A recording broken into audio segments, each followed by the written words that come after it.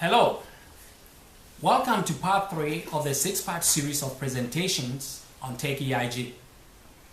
In the previous presentation, part 2 of 6, I explained what Tech E.I.G is all about, what it seeks to achieve, and how it works. With this presentation, we will try to understand the goal and objectives of Tech E.I.G and the problem limiting our youth from advancing great ideas.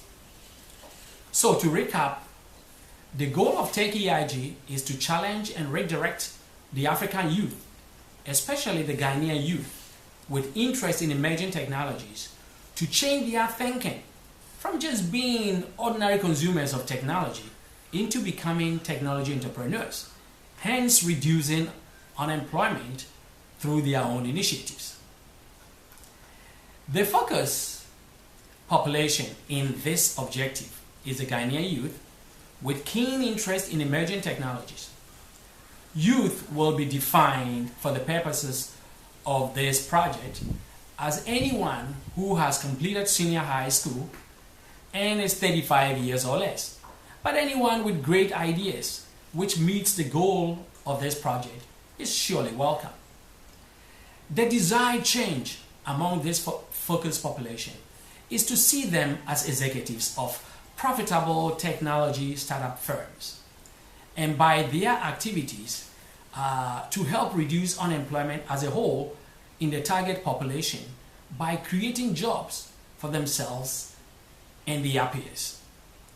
Again, remember, innovation leads to job creation. What problem has been identified which calls for Tech E.I.G? I will introduce the explanation of the issue that is being addressed by Tech E.I.G with a quote from the Wall Street Journal by Sam Kurdi, chairman of the Global Board Entrepreneurs Organization, and I quote, "Ideas are abundant, drive isn't. Perhaps the greatest factor that determines whether or not an entrepreneur will be successful isn't the business idea itself, but rather the entrepreneur's willingness to try and keep trying to turn the idea into reality.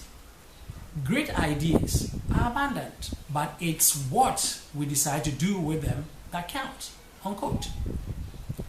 I recall our days in Ghana as young men. When any idea spontaneously sprang at us, the first thing we would say was, why don't the white people come up with something to do that? This is just one example of the social inhibitions which prevents the African or Ghanaian youth from developing their ideas. It might be one of the greatest ideas in a generation, but it got abandoned. The African youth lacked the drive, so they just abandoned a great idea, hoping that the white people innovate to address their local problems. In this presentation, we need to understand why our youth lack the drive to push their ideas forward. Not understanding the reasons why the Ghanaian youth lacks the drive to move great ideas forward may explain some of the failed social interventions in our society, leading to the proverbial idle hands are the devil's workshop. And we've seen how these idle hands have manifested themselves in some countries. Today's youth are not deliberately idling around. They are simply busy in their own different ways, given the economic environment they find themselves in. But is that enough? In a Forbes article entitled "Stop Working and Start Thinking," the author Simon Reynolds wrote, and I quote, "But our obsession with busyness can be incredibly costly, because usually the busier we are, the less quality thinking we are doing. It's thinking that really improves businesses, not just doing. As Henry David Thoreau puts it, it is not enough to be busy. So are ants. The question is, what are you busy about?" Most business executives need to do less and think more. Michael Dell didn't become a billionaire because he worked harder and faster than everyone else.